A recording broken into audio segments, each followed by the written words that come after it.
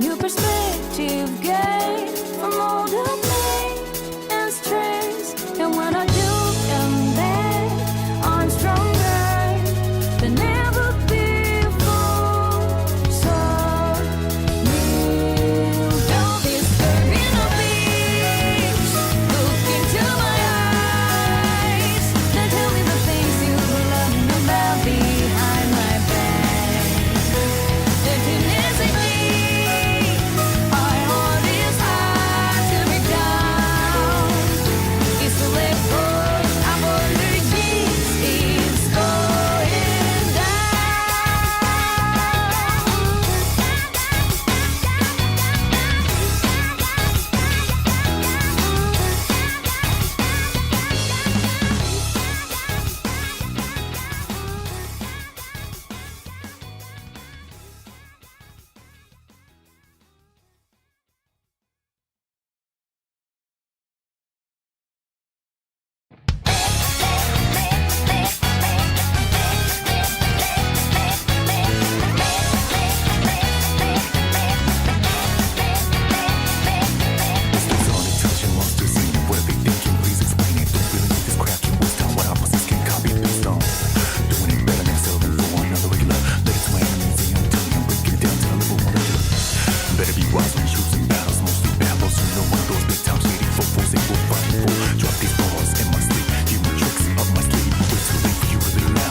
disturbing the beach. Look into my eyes. Now tell me the things you love me about behind my back. Emptiness in me. I hold this hard to break down. It's too late for apologies. It's going down.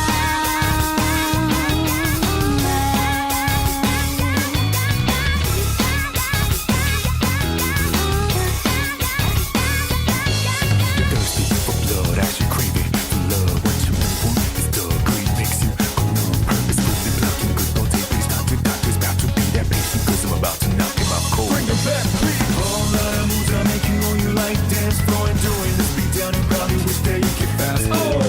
Don't you worry about it, say some rueful last words. After do this, do that, and the third. Disturbing the beach. Look into my eyes. Now tell me the things you love me about behind my back. Emptiness in me. I hold this hard to break down. It's too late for apologies. It's starting. Some things may break me, but always get back out. New perspective gain from all the pain and stress. And when I do come back, I'm stronger than ever before. So kneel down, disturbing the beach. Look into my eyes. Now tell me the things you love me about behind my back. Emptiness in me. I hold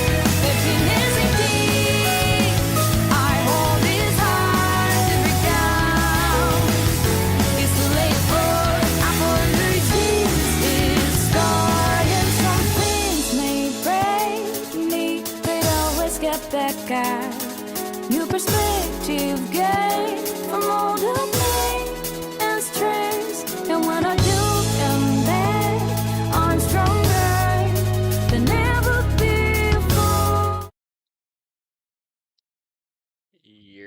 Forgive me. We are a little bit late. We are slightly late. It's like 13 minutes past. Uh, Good morning. Welcome to the stream. Welcome to the stream. Welcome to the stream. Welcome to the stream. Good morning. I hope y'all are doing well.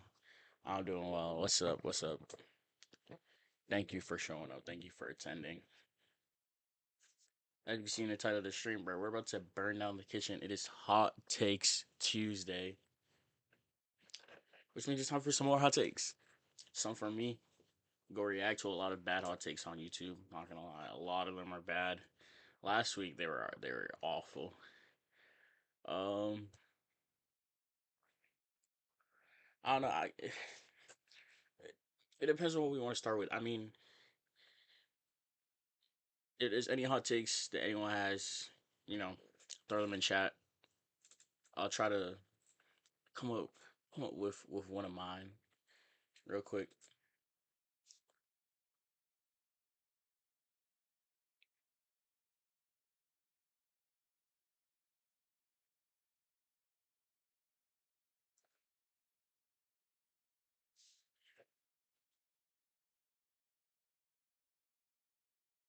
Oh, oh, I gotta go.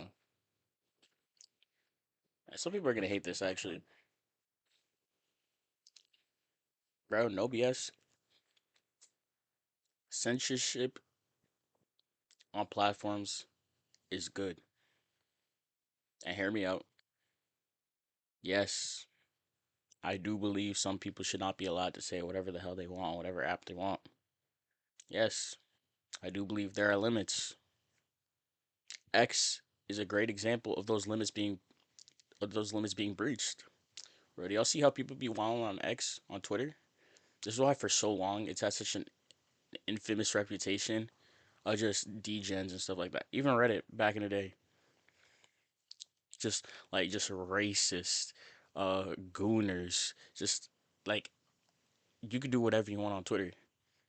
And I'm of the personal opinion that that if the company that owns the app wants to stop you from saying something, they should be allowed to. Honestly, yes, they are allowed to actually. The hell, freedom of speech doesn't apply to whatever the hell you want to tweet, buddy. And freedom of speech in general doesn't even fully exist, gang. You get charged for a hate crime for saying the wrong thing. Freedom of speech ain't real. I mean, to a point. Even as a Christian, even as a Christian, bro, the Bible is like.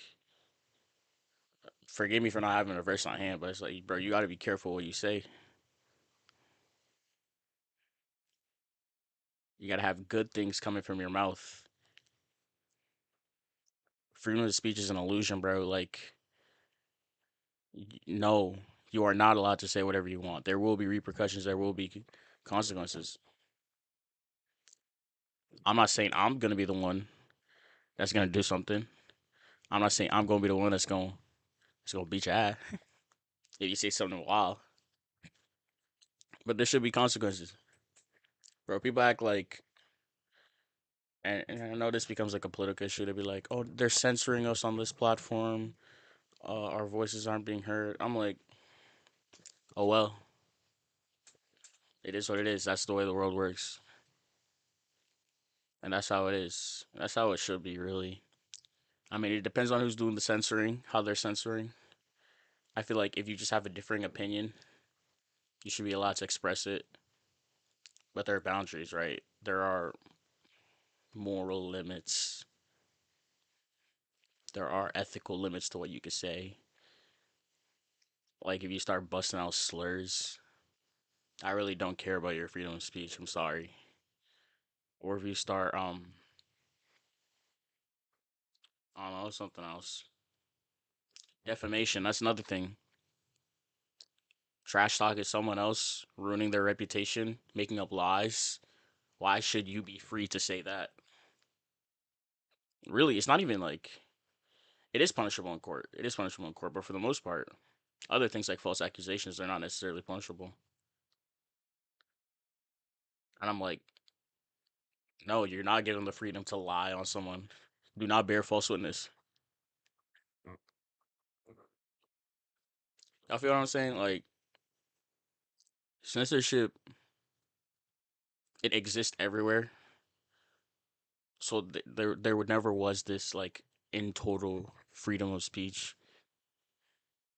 It's never existed. Nah, you're not allowed to say whatever you want. That's just the truth. And like outside of that hot topic though, let's talk about something a little calmer, like gatekeeping. I'm a firm believer in gatekeeping, actually, especially fandoms. Where if you have a good show or you have a good anime, gatekeep that, please. Y'all see what happens to My Hero, bro? My Hero, amazing. My Hero is good. It's not a bad manga or anime. It is good. But if you look at the fans, and this is only when it reached the West, it's always when it reaches the West. Look at the fans who ship everyone together. All these kids, bro. Like Bakugo and Deku. Like as if Bakugo wasn't bullying him severely throughout his school life. They just be doing nonsense, bro. I'm not gonna lie. A lot of the MHA fandom be doing nonsense, and then they be doing these cringy TikToks, these weird cosplays, bro. Like gatekeep your I'm not gonna lie, gatekeep it. Like Kagurabachi, bro. God forbid the masses get to that, bro. And then just in general, not even like the weird people, bro. The toxic people. One Piece. I mean, One Piece. This is a product of being the most popular like manga ever, but like you see how toxic stuff gets, bro. If you exist in the community of any of these major animes or shows or TV shows, not even just animes, TV shows, bro, it's so toxic. House of the Dragon, Game of Thrones. When you get big enough, all internet discourse is just it's so bad. It's not helpful. Um, it's just arguing back and forth. It's useless power scaling. It's agenda pushing, and it can be funny sometimes, I guess. But like, if you really just want to like actually enjoy the show, but you also want to be in the community, I promise you, you're gonna ruin the show for you, for yourself. These communities are that bad. I'm like seriously. So I'm a firm believer in gatekeeping. Other stuff too. You have a favorite restaurant, gatekeep it. As it gets too popular, then you have to start waiting in the lines and doing all that. Yeah, hell no. You have a favorite thrifting store, gatekeep that. You have a cologne, gatekeep it too, bro. You're not gonna guilt trip me into thinking I'm a bad person for gatekeeping. Hell no. I'm sorry. You have to explore and discover it the way I did. Really, that's all it is. I will not put you on. My fault. But hey, those are a couple of my 2 cents. Nothing crazy. Just calm Tuesday morning. Really? I don't know how long we'll be streaming. Maybe like 2 3 hours. I'll try to push for three. I don't think we're getting to four today. But but now it's time to react to some other people's hot takes. I hope y'all are ready.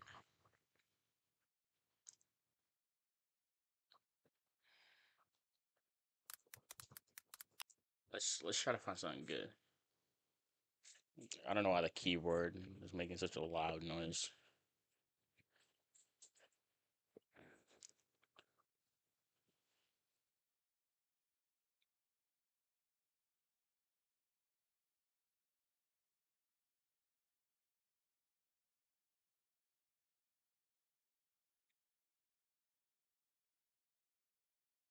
And these videos just keep getting worse. Like I genuinely cannot find a good hot take.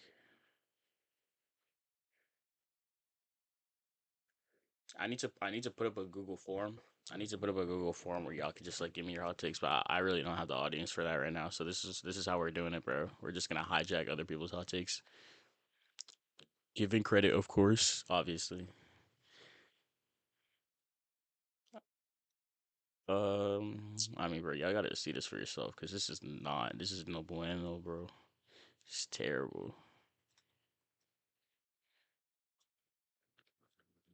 Spiciest of the Erd Tree hot takes. Okay, I enjoy Shadow of the Erd Tree. Um, I'm kind of interested in the video. We can commit to it. We watched Ackman last week. We watched Ackman.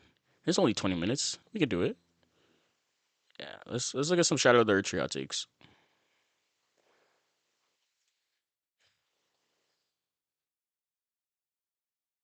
What's up, everybody?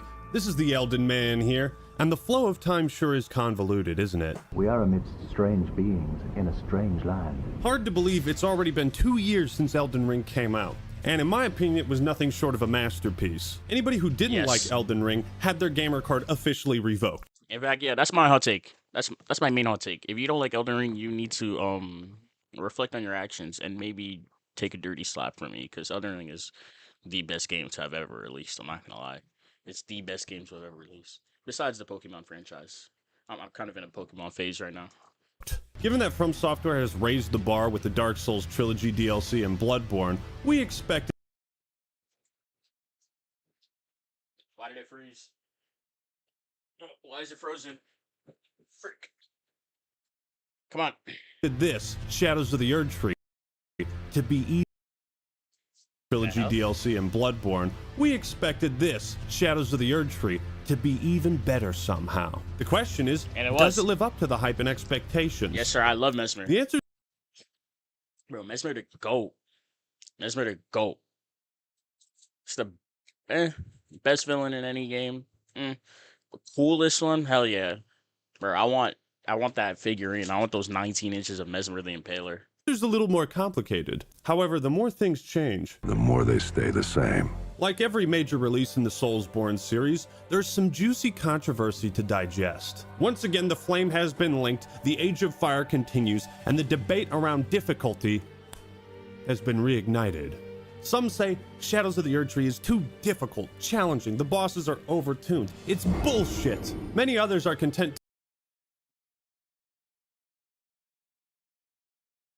Okay, but there's always like a difficulty curve whenever you're starting a new game or DLC. Like obviously you're not used to the old bosses, or you are used to the old bosses, you're not used to the new ones. So knowing like without knowing their gimmicks or their moves, yeah, duh, it's gonna be harder on the first run. But also, Shadow of the Erd Tree was some of the most fun I've had with bosses ever, bro. Most of my favorite bosses in Elden Ring are from DLC. I can name on like one hand, less than one hand, the amount of bosses I enjoyed fighting in base game. But I can like nearly all of them, except for Ramina, bro. Screw that. Ramina, no one likes you. But the rest of them in DLC, I like them. Even Primer Dawn. Even though I went through hell. Yes, and I did beat him in his prime. And it was terrible, but I enjoyed the fight. Mesmer, amazing fight. Midra, amazing fight. Bale, great fight. Incredibly hard. to rely on the age-old saying, get good. You know, those two words are pretty motivating. Wife left you for another man, and you lost your job. Dog died. Get good. Stop crying. Stop fucking crying, bitch! Where? But who's right and who's wrong? Is it too challenging or not enough? To be honest, I've seen some pretty fair takes from both sides. I think there's valid praise and criticism for Shadows of the Erd Tree, but there's also room for some hot takes. And today, we're going to be looking at some of the spiciest hot takes for Shadow of the Erd Tree. Hit me with the Ones worst that might Ackman. make you go a little mad. So I'm actually going to take this off because it's really fucking hot in here. And maybe by the end of this video, I'll give you my own hot take. And what better place to start with hot takes than from the man himself, Hidetaka Miyazaki, who says, I'm still in the process of making my ideal fantasy RPG, while Bro, Miyazaki's a goat. Elden Ring This is the not goat. quite it. It's getting close. What is he smoking? it wasn't quite good enough. Game of the year, not enough for me. You guys realize this man will never stop cooking. Like, he refuses to leave the kitchen. Put the frying pan down, Miyazaki. Just put it down already. Bro, like, should he put it down? When you're moving like Gordon Ramsay, should he put it down? If Elden Ring, one of the best games in the world, its DLC got nominated for Game of the Year. How does that happen? When your game's DLC can get nominated for Game of the Year, I feel like you're allowed to keep cooking. Am I too close? What the hell is happening? But, I mean, hey, let him keep cooking. Let him keep cooking.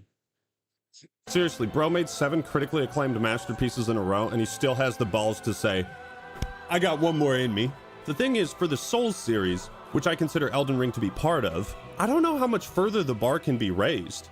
I think it's time. Bro, it seriously reminds me of Oda, like after Wano. And mind you, a lot of people criticize Wano heavily, but in my opinion, it had some of the best peaks in the entire story. And so a lot of people loved Wano. And then immediately after the arc, Oda flips his switch. He says, it's time for the One Piece.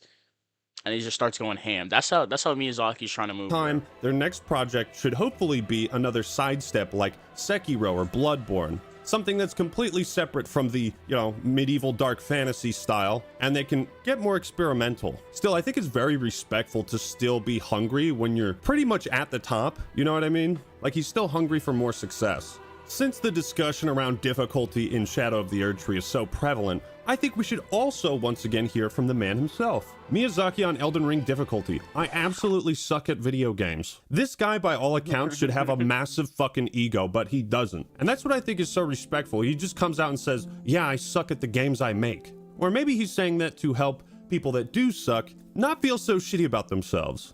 This next take is in Portuguese, so I don't know if it's a correct translation, but... And there are people who still think Elden Ring is better than Red Dead 2.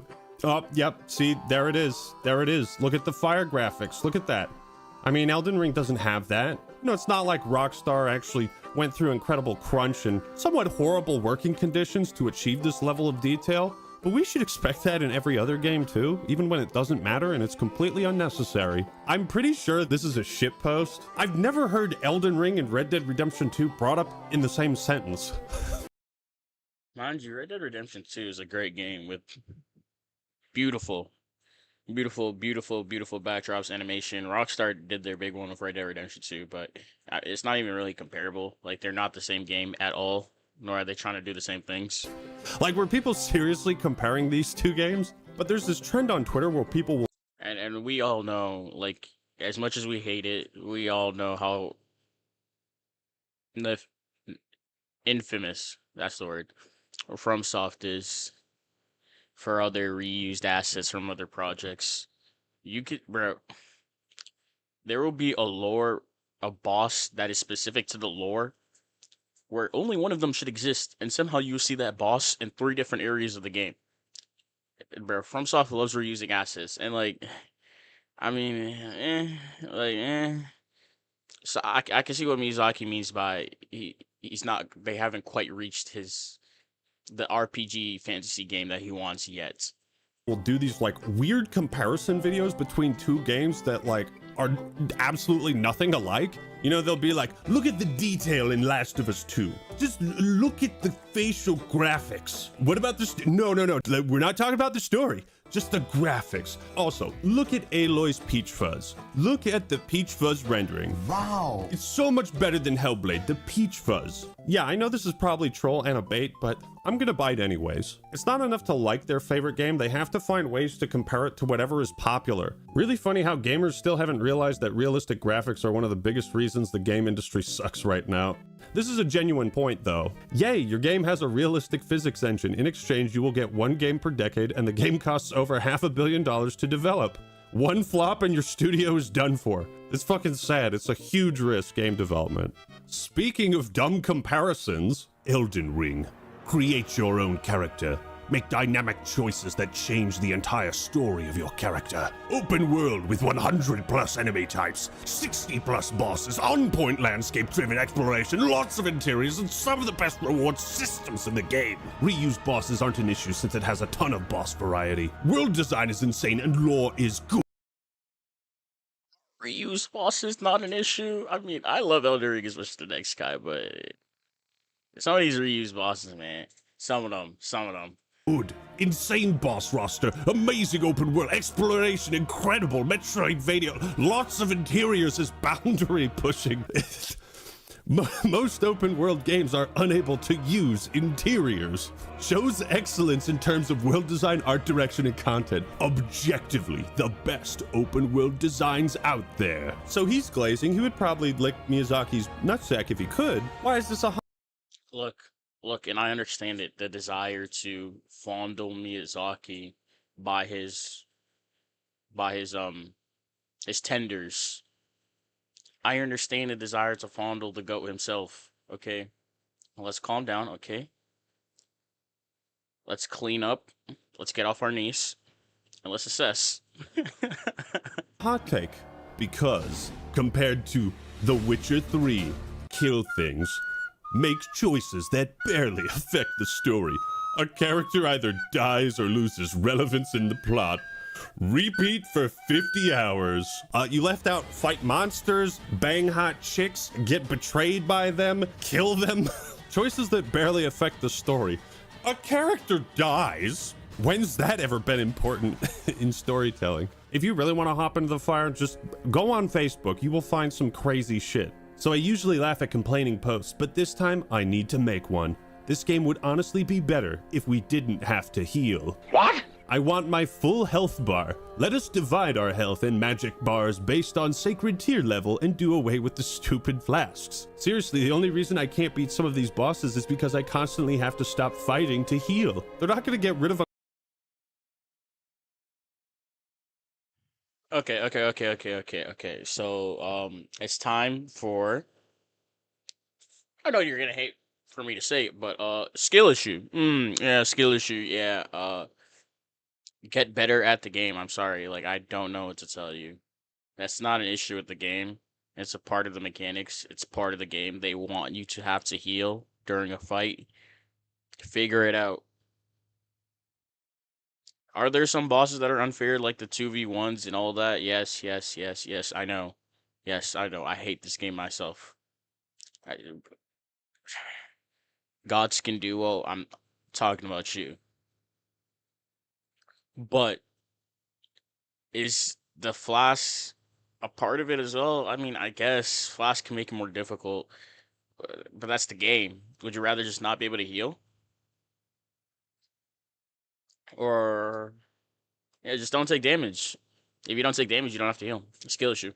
core mechanic that's like healing. Yes, you should be able to heal in the game. You have to make that choice when you're fighting a boss. Do you get greedy or do you back off and try to heal or try to apply a buff? I think there is a point to be made about how small the window of opportunity is in between attacks with certain bosses, that like a lot of items and shit you can't really use. There's a point to be made about that. But to like, you want the full health bar? You just want that shit like stacked 14 times on your screen? You know what? Yeah, this is good. This is an improvement for sure. I have to heal up to 14 times per fight. That's ridiculous. Managing my stamina against relentlessly. Managing your stamina?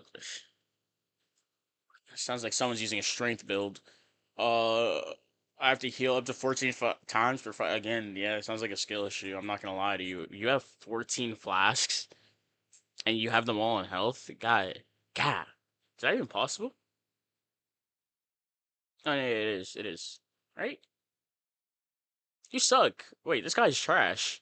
Spammed attacks is already enough of a challenge without having to come to a dead stop and endure a painfully slow animation of my tarnished drinking out of a stupid flask. I want to meet this person and I want to watch them play Dark Souls 2 for the first time, and I'm just going to be staring in their eyes, waiting to see their expression. Dark Souls 2 fans be like, yeah boys, who wants to get fucked up? Beat this boss first try with no summons, but it still doesn't count since I used Blasphemous Blade apparently. Actually, you're right, that doesn't count. You can't use the things that I don't use. I'm just starting to think that Elden Ring is an easy game, but we have to force a bunch of gameplay rules on ourselves to make it hard. I saw this tweet when the DLC came out, and people were crucifying him for it, but he's right. I love Blasphemous Blade. Don't tell me what I can't use. Oh, if you use Mimic Tear. Oh, if you use Mimic Tear. Is it? Wait, no, it's not called Mimic Tear. Whatever. If you use Mimic, if you use Blasphemous Blade or well, what else is broken?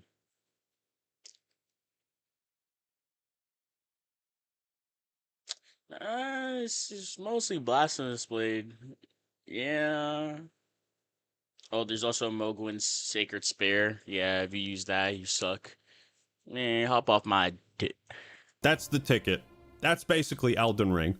And you can see this in the vast difference between Elden Ring and Sekiro. I think Sekiro is the hardest game From Software has made because you can't bullshit your way through it. You can't just leave this boss and go grind some runes or souls to buff your stats. In Sekiro, the progression is very harshly gated, but in Elden Ring, it's open, it's free. That's the benefit of the open world, is that people Yes, have sir. all these tools to fight the enemies with. You could argue the problem is that there's too many tools. It's a hard balance to strike where you're trying to make things that are fun, flashy, and cool, but also make them balanced. Like, if you want to cheese your way through Elden Ring, you can. And if From Software didn't want you to do that, then they wouldn't have put these tools in the game in the first place. That being said, I think there are legitimate criticisms about like how bosses are designed, how levels are designed, the arenas you fight enemies in, and whether or not that's interesting in providing a unique challenge. It's not so much like, I just want to fight a really, really hard boss with a tough moveset. It's also, how do you get to that boss? Do you have to traverse down some fucking poison-infested village to get to a hot spider witch? And is that challenge satisfying when you overcome it? Like, that's kind of the ticket with difficulty in these games. It's never really been about the difficulty. That's always been an expression of the harsh world to immerse players into the game further. For me personally, I enjoy the challenge of learning a boss's moveset and all the proper timings, because when you hit that like 6 dodge combo and you can get through it, you kind of feel like a god. It's the same thing. Mind you, I never hit that 6 dodge combo with Primer Dawn. Or I never hit that. I literally, I'm not gonna lie, I used Blasphemous Blade. I low-key tanked a lot of his hits. And I used Mimic. Uh-oh, what you gonna do about it? Thing with parrying, timing attacks, it all comes down to timing. Yeah, you won't catch me parrying ever. Skilled gameplay? Hell no.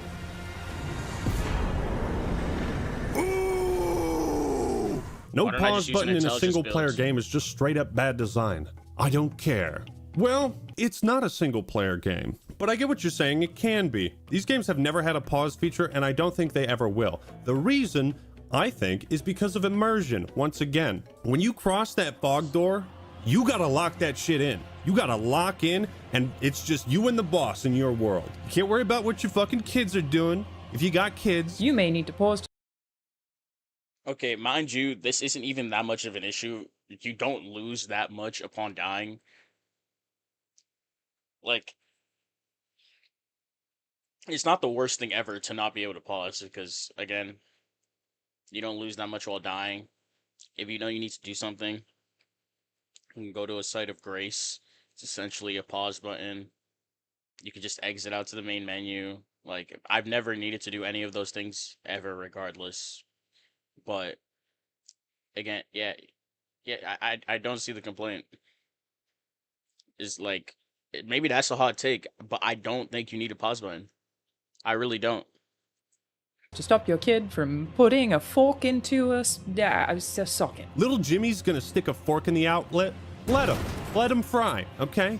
Survival of the fittest. Kid, that dumb's not gonna be smart enough to beat Elden Ring, so what's the point in raising him? Yes, But I think being sir. able to pause like mid-fight Yes, would take a sir. lot of wind out of the game's sails. It would take away from the intensity of a boss and your immersion within the game. Like if somebody calls me when And again, bro, if you're on a fire run and your kid is about to shove his fork in a socket, I'm sorry, just go help your kid and redo the boss. Like, it is what it is, bro. Yes, redo the boss. It's fine. I'm fighting a boss You were good enough to get that far in one time. You can do it again. Trust me. in Elden Ring. This is pretty much what I say. Oh, I forgot about Gaius. Now that I remember it. Oh my goodness, bro. The boar guy that he just showed on the screen, that boss, no, that's the worst boss in the game. That's the only thing that tarnishes DLC's reputation and Ramana. Gaius, Commander Gaius, terrible boss. Hate him. Not even fun. He's genuinely not. He has barely any windows. It's so bad. I hate him so much.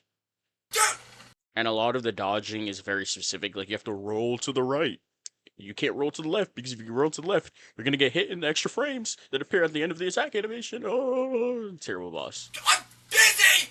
Call back later! But it's like, it's okay to advocate for more accessibility. I just respectfully disagree that these games should have a pause feature. I think it's funny that Kai Cenat, like the biggest streamer on Twitch, has been playing From Software games for like, what, 2 months? And he understands these games better than some longtime FromSoft fans. It's a skill issue. I'm assing your ass. But your ass though. Cause you really like say this too hard. Nigga, put your big boy pants on, go out there and go fight.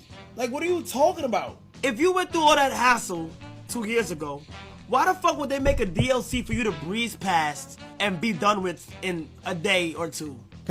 It doesn't even sound fun. Exactly. Like, bro, not first night. Was it first night?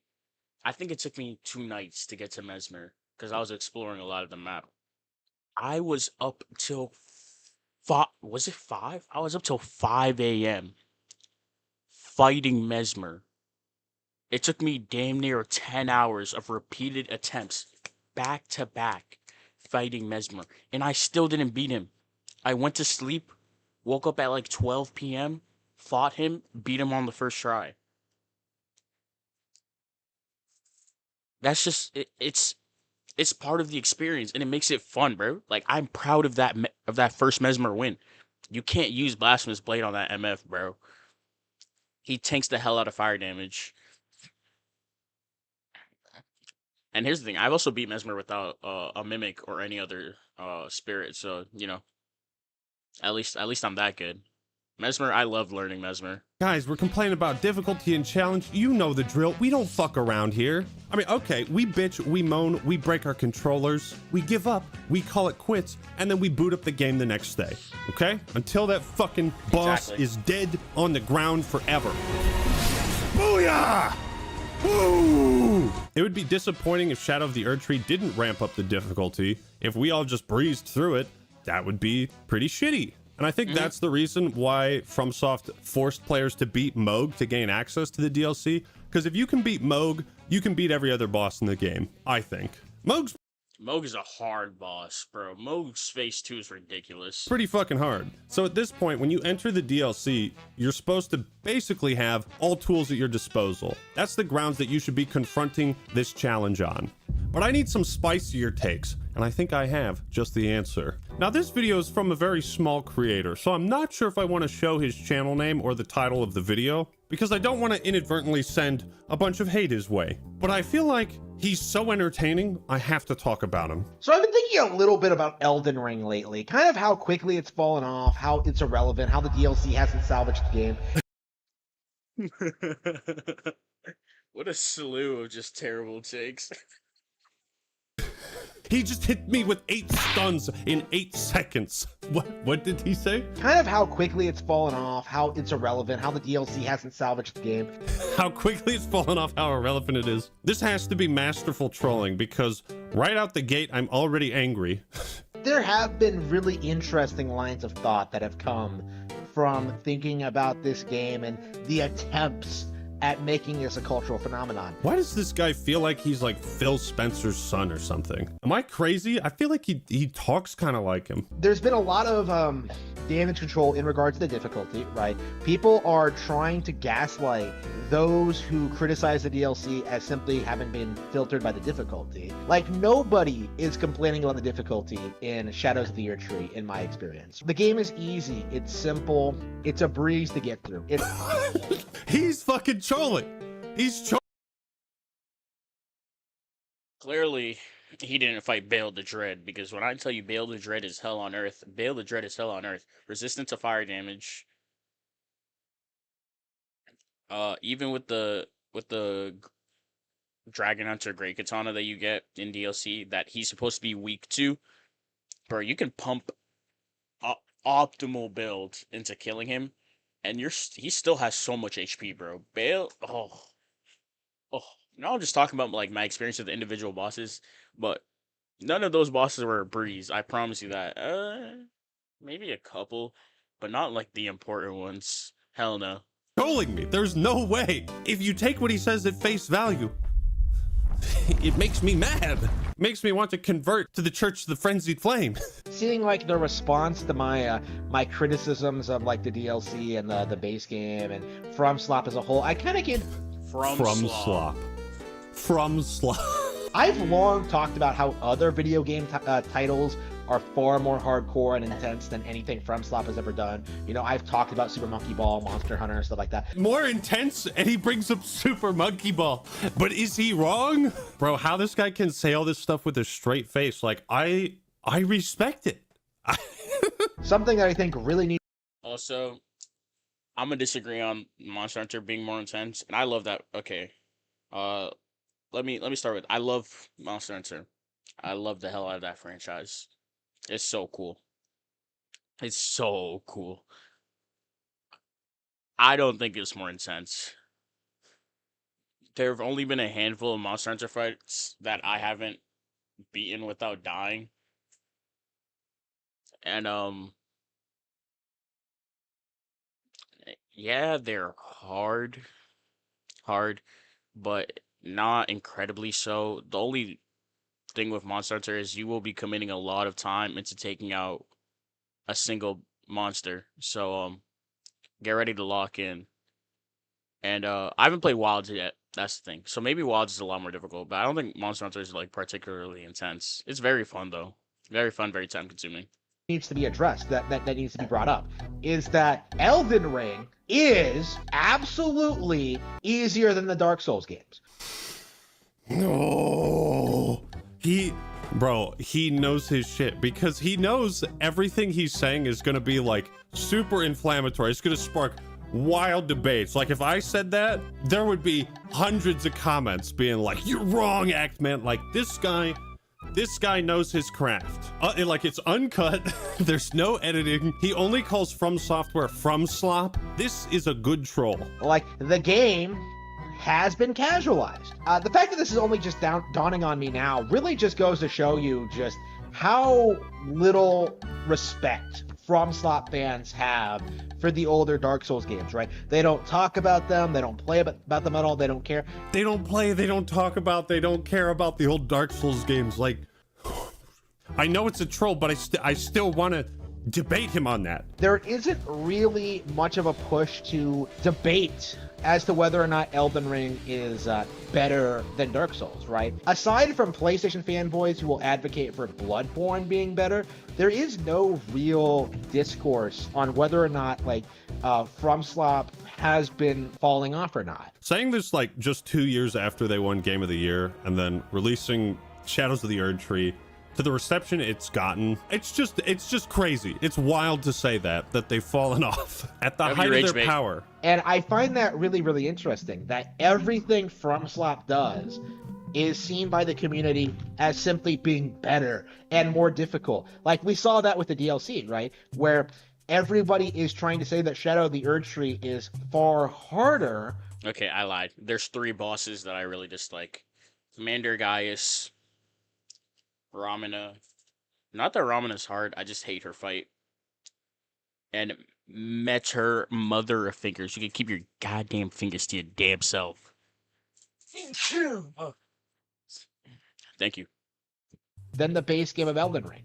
But is it harder than Dark Souls? Is it harder than Demon Souls? Those are actually interesting questions because depending on how and when you played those games, like I started with Dark Souls 1, then Demon Souls 2, 3, and then I played them in order. And playing them in that order, like each one was challenging in a completely different way that it's really hard to describe which one was harder.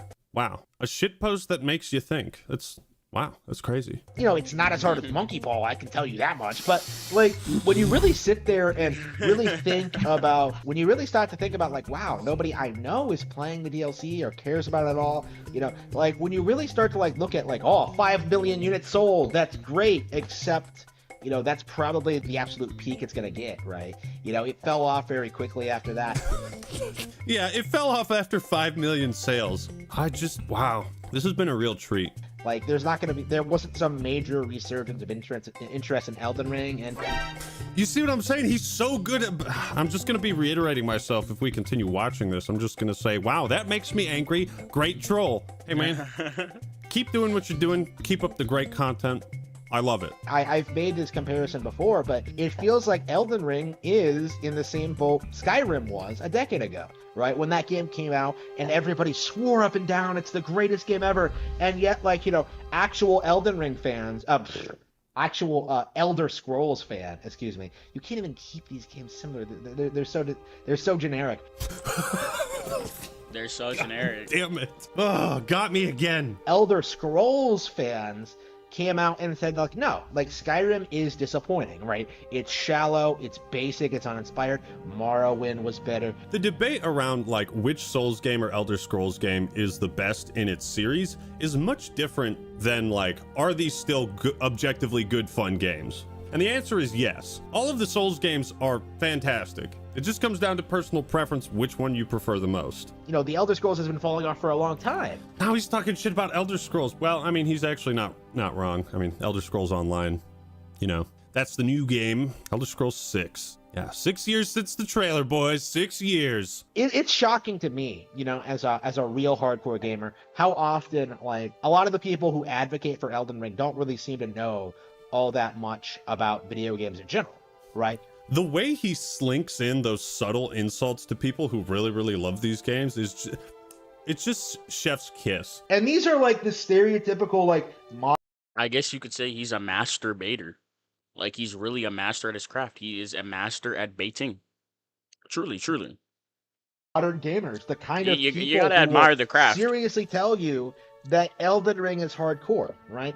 That is the Elden Ring audience. You know, Elden Ring doesn't have to be hardcore though. Like, for people who glaze Elden Ring, it's a great game, and I also glaze it, but I don't glaze it. You know what I mean? Like, I'm not giving it sloppy. Like, Elden Ring isn't that, like, it's a hard game, but it doesn't have to be a hard game. You can enjoy it at your own pace for the most part, as long as you know what to do, as long as you know the right build, the right things you want to use. You could trivialize a lot of the game, I'm not gonna lie. But yeah, people who don't Still a even fun game. know what's out there. This is the reality, right? They are like the Marvel consuming, like, mainstream lowest common denominator slop, right? They are the people who show up to Adam Sandler movies. He's comparing FromSoft fans to Adam Sandler movies as the lowest common denominator. God, we have to finish this video. But now, like, you're really seeing them, like, get more aggressive about it. You know, like, aggressively try to pretend that, like, no, FromSoft is the hardest game series ever. Oh, it's way better than Zelda. Oh, like, and they'll go to great lengths to try to discredit them and dismiss all their arguments, right? Because to them, not enjoying Elden Ring is sacrilegious and it should be condemned. He's not wrong. I'm genuinely surprised this video that I think is a 100% troll actually got me to, think a bit more critically about games. And I was actually, like, agreeing with a couple of things he said. Overall, great troll. Love what you're doing, man. Keep it up. Fantastic video. Made me super angry. Well, ladies and gentlemen. yeah, yes sir, yes sir. Those Yeah, I mean, obviously a lot of those are bad takes, but it's Elden Ring. A lot of discourse around Elden Ring is typically, a little toxic, but hey, love the game, and in fact, I love you. God loves you. Take care, stay blessed. That's gonna be the video. Goodbye. Alright, and as for the people on stream, give me 5-6 minutes. Give me 5-6 minutes. I'll be right back, and then we gonna be right back to more hot takes. You know what I'm saying?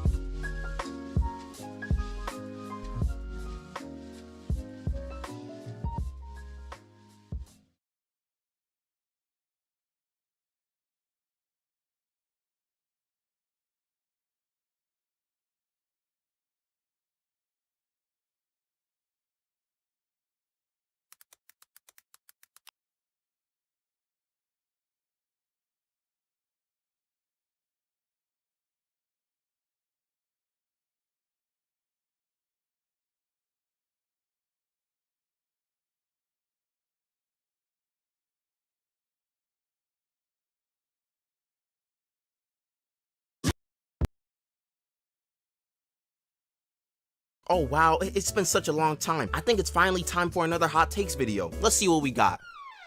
Naruto's not no damn revolutionary. I don't think Krillin beat Nami, man. Like, he gon' I am now thoroughly convinced he's not a good writer.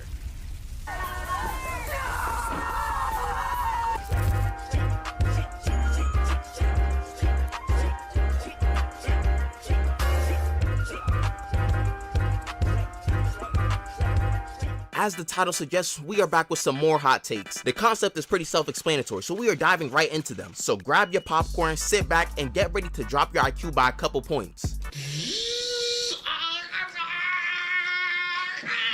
Because some of these takes should get these people investigated. I'm thoroughly convinced there's a comprehension epidemic that plagues our population, and it'll only get worse from here. And of course, let's not send any hate to these creators, because we don't move like that around here. If Krillin was on Earth, would he have stopped Omni-Man? No, I don't believe so. I think so? I don't think so. I mean,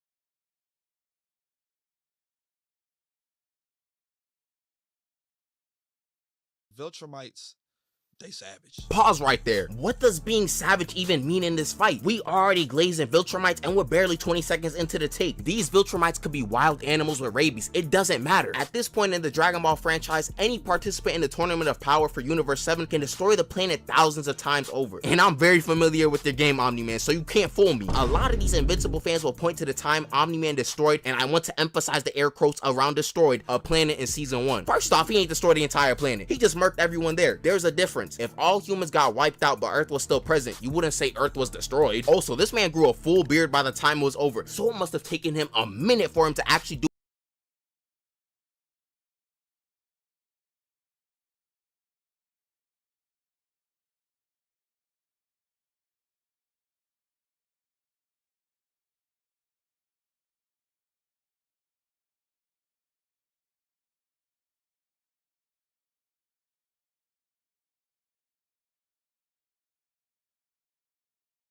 Yo,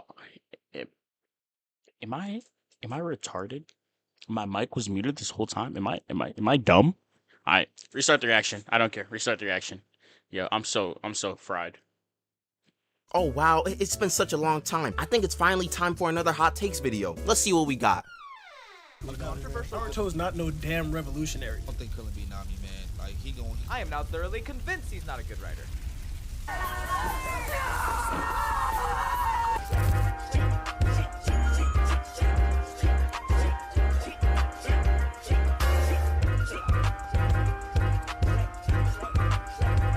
As the title suggests, we are back with some more hot takes. The concept is pretty self-explanatory, so we are diving right into them. So grab your popcorn, sit back, and get ready to drop your IQ by a couple points. Because some of these takes should get these people investigated. I'm thoroughly convinced there's a comprehension epidemic that plagues our population, and it'll only get worse from here. And of course, let's not send any hate to these creators, because we don't move like that around here. If Krillin was on Earth, would he have stopped Omni-Man? No, I don't believe so. I think so? I don't think so. I mean, Viltrumites, they savage. Yeah, which does not mean anything since Krillin could absolutely, destroy their entire galaxy hundreds of times over, bro. Y'all don't, bro. People don't realize like how crazy power creep be moving in Dragon Ball. Krillin by the end of the Tournament of Power is likely, no, most definitely probably stronger than villains like Cell, who was powerful enough to destroy a galaxy, or a solar system, I should say. Boo, who was strong enough to destroy a galaxy. Like, Krillin is different, bro. Omni-Man ain't touching him. Pause right there. What does being savage even mean in this fight? We already glazing Viltrumites and we're barely 20 seconds into the take. These Viltrumites could be wild animals with rabies. It doesn't matter. At this point in the Dragon Ball franchise, any participant in the Tournament of Power for Universe 7 can destroy the planet thousands of times over. And I'm very familiar with their game, Omni-Man, so you can't fool me. A lot of these Invincible fans will point to the time Omni-Man destroyed, and I want to emphasize the air quotes around destroyed, a planet in Season 1. First off, he ain't destroyed the entire planet. He just murked everyone there. There's a difference. If all humans got wiped out but Earth was still present, you wouldn't say Earth was destroyed. Also, this man grew a full beard by the time it was over, so it must have taken him a minute for him to actually do it relative to flaxing time. If that means he destroyed the planet, then I don't even know what we're doing here anymore. You don't think Krillin beat Omni-Man? I don't think Krillin beat Nami, man. Like, he gonna palm Krillin's head and just, The Disrespect this man is giving my guy Krillin is insane. Hey man, I understand that Krillin was getting the brakes beaten off of him a lot in DBZ, but that doesn't change the fact that he was getting stronger throughout the series. In case you don't know what power creep is, allow me to give you a little lesson. As the series progresses and main characters get stronger, some villains or past characters eventually fall behind in strength. So even though we know during the Namek Saga, Frieza was way stronger than Krillin, if Tournament of Power Krillin were to enter into the Namek Saga, he'd be the strongest character easily. That's just how crazy Dragon Ball power creep can get. Also, Krillin is probably just a better fighter than Omni. I mean, there's that, and also, like, not even just the Frieza saga, the Namek saga, bro. Put TOP Krillin in the Buu saga, yo. Vegito might be shivering in his timbers. I'm not gonna lie. Yeah, well, okay, if you look at it this way, he managed to clash with Blue Goku. Again, I do not know how the hell that was possible, but Super Vegito might actually be shivering in his timbers if this Krillin was in the Buu saga. Think about that. Man due to his martial arts background. I still think he would make an example out of the Invincible universe. As in, he beating the shit out of Omni-Man in my mind. Whoa. This man impound knows ball. Oh my gosh. Yeah, this superpowered J. Jonah Jameson couldn't even catch an elderly man pressing a button. He's not touching Krillin. One destructo disc.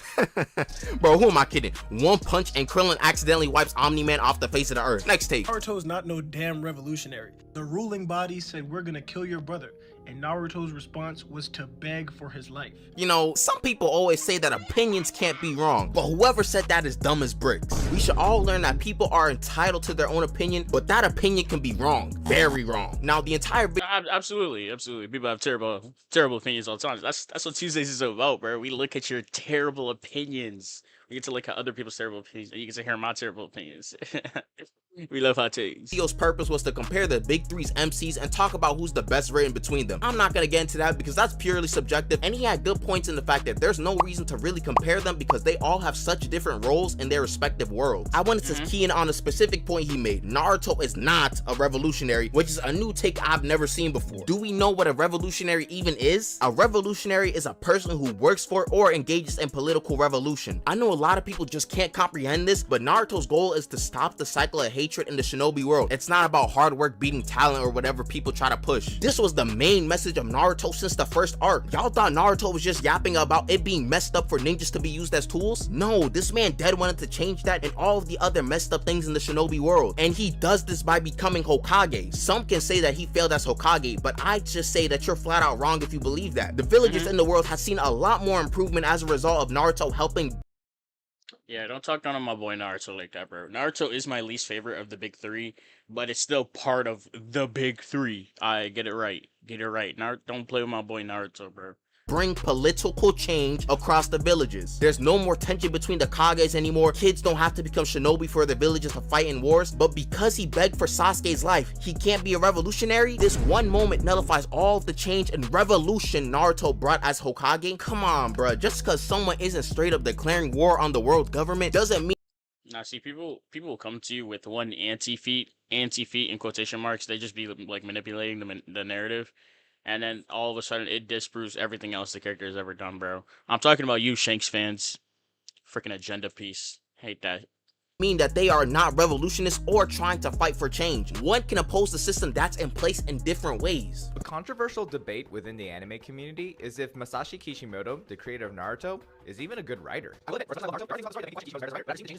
I am now thoroughly convinced he's not a good writer. Oh wow, another bad Naruto take. But let's really look at that word, bad, B-A-D. It rhymes with other words like mad, ad, had, dad, pad, etc. I think it's also interesting that all these words also have 3 letters in each of them. You know what else has 3 of something? A triangle, which has 3 sides. There are also 3 different types of triangles: scalene, isosceles, and equilateral. Triangles also make up something called a 5-cell, a 4th dimensional triangle. Have you noticed what I'm doing yet? I'm doing the same thing that the guy in this video is doing. I'm yapping.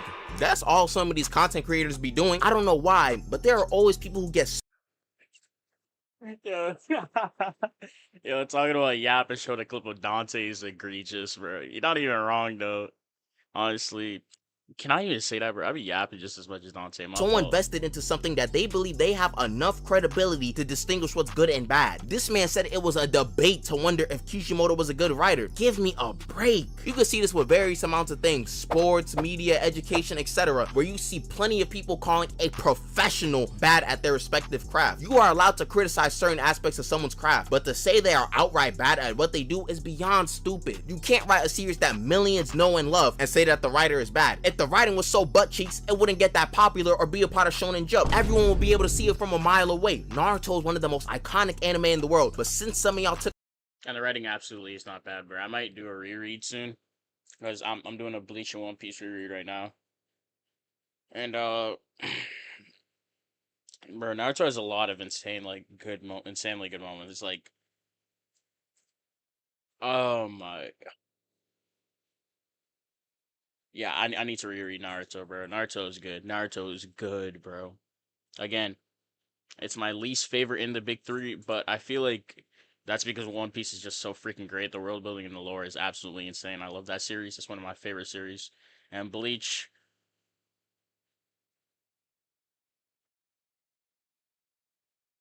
I also just like Bleach more. I don't know what to tell you.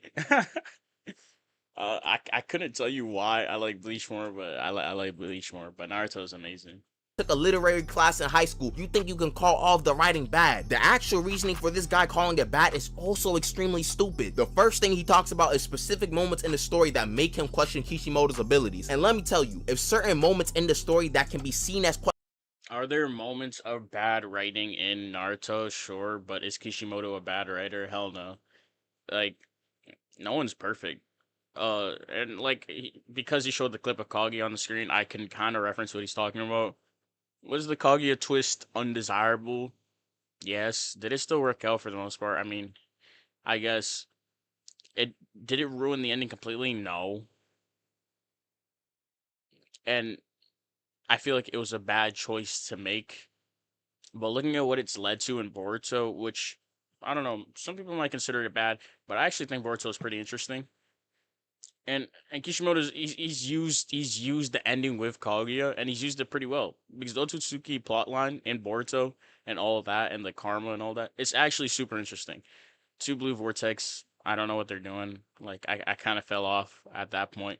But Boruto has been good in the manga. Boruto's been good. Kishimoto's a great writer. Questionable writing is the sole reason why someone is a bad writer, then we can apply similar logic to other things. Anytime Stephen Curry misses a 3, we can diminish his status as the best shooter and call him a bad one. If Mr. Beast has a couple videos that don't get 100 million views, we can call him a bad YouTuber. I think you see the point that I'm getting at. These guys wouldn't be at the top of their respective crafts if they weren't good at it. Another reason he talked about is that the editor suggested Kishimoto some ideas, the main one being Sasuke. So because the editor did their job, we are now taking away from the main author. Editors always help their mangaka. It's their job. If they weren't helping them, why would they be there? Also, are we now saying that the editor wrote all of those parts in Naruto with Sasuke? No! Kishimoto still had to be the one writing it. Bro, some of y'all really don't know how writing works. The guy in the video is using a flawed perspective to look at it all. We know that a lot of Shippuden is Naruto trying to save Sasuke, but it's not like these ideas were fully fleshed out from chapter 3. The editor didn't know how big of a role Sasuke will play in the series. None of them did. There are a lot of moving parts in creating a full-fledged story where new ideas are created or original ideas are scrapped as the series progresses. So it's BS to say that the editor was working overtime and saved Kishimoto. Next take, you need to tell them to subscribe. Oh yeah, subscribe if you're new and you're enjoying the video. On to the next take, which is,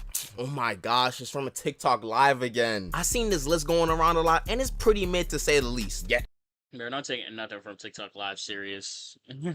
Bro, TikTok Live is where Rage Bait comes to live, bro. It's where Rage Bait thrives.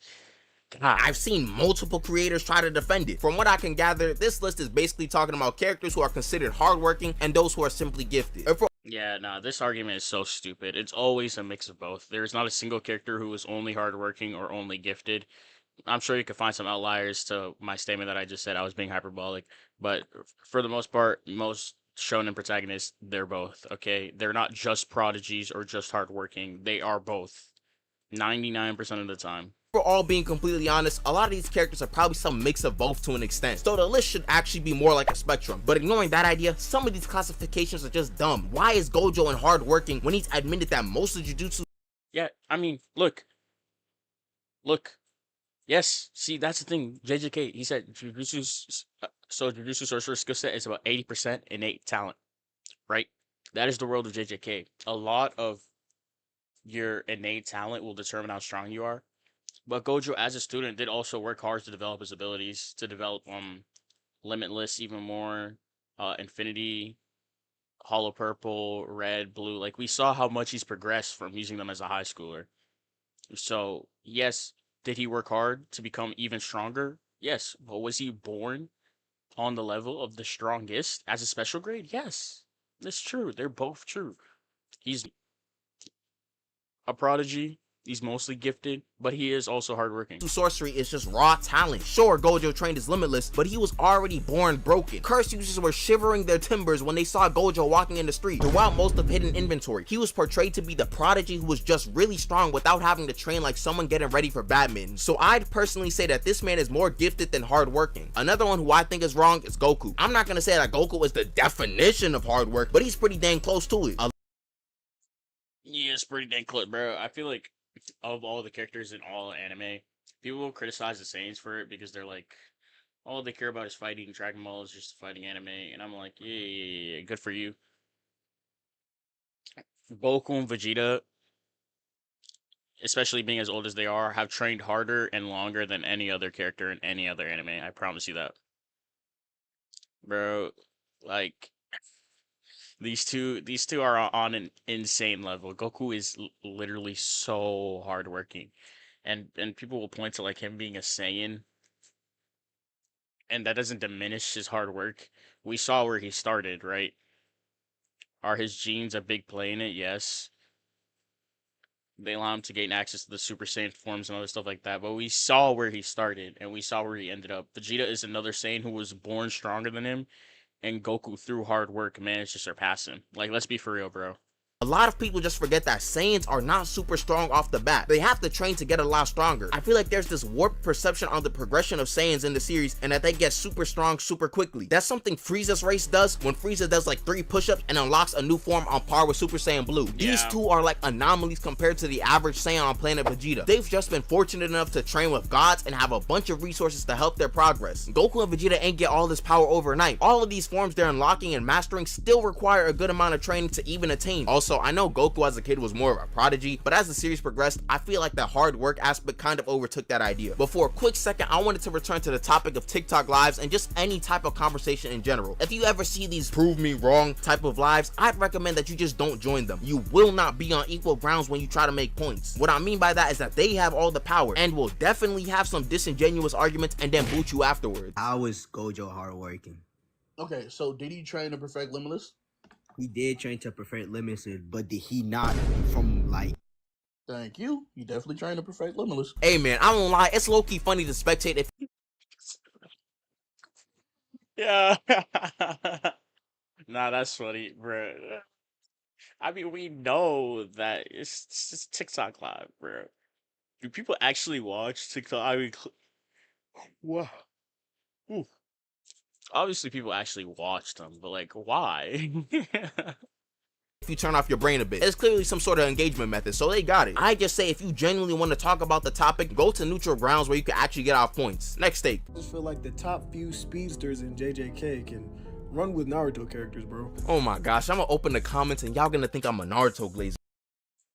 Oh, it's just, I mean, ugh, bro, people just have a lot of bad Naruto takes. It is what it is. They have a lot of bad takes about the big three in general.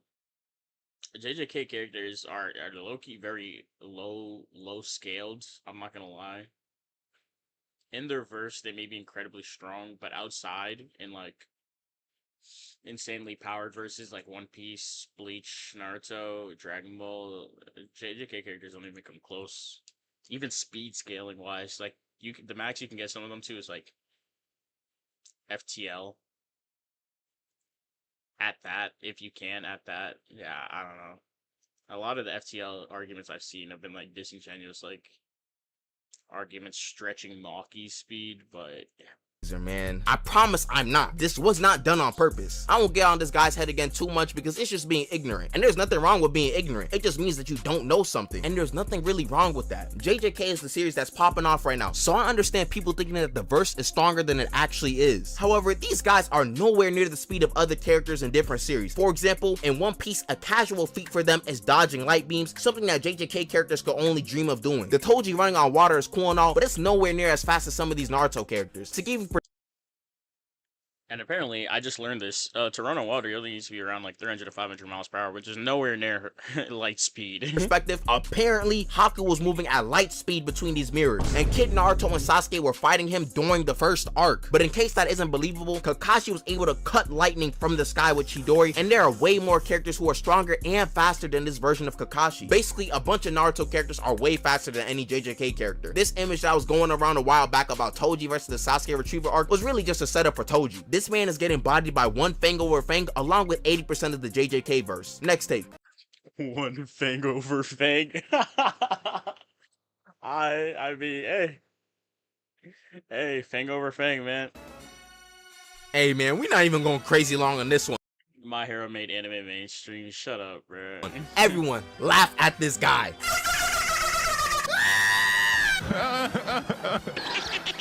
But all jokes to the right, I think this take can be both bad and good depending on your definition. What was the most popular anime in the West before My Hero even? I mean, back in the early 2000s and late 1990s, it was still lame to like anime, but it was insanely popular through Naruto, through Dragon Ball, and I think Naruto is what made it mainstream, actually. If you said you like Naruto, unless you were Naruto running, people didn't really hate you for it. Like, I know a lot of people in middle school when I was younger and stuff like that. Like, you said you like Naruto, you would not get hate for it. Like, other animes, nah, you have to find specific friends who were into anime and you talk to them about it. But if you say that to a normal person, you're like, I watch Dragon Ball Z, they're like, interesting.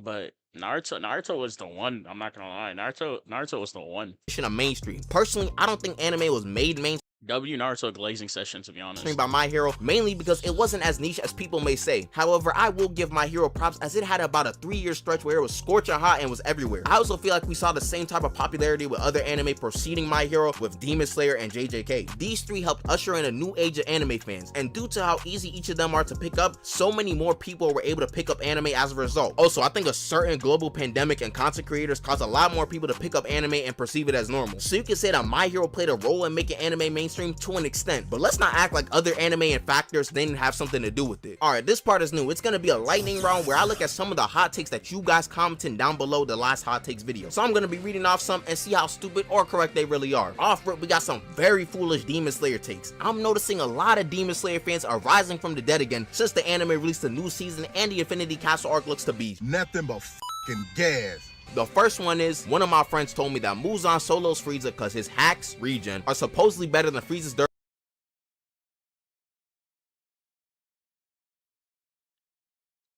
Bro, this take is so bad I almost started busting out Yoruba, bro. This is such a trash take. It's such a trash take.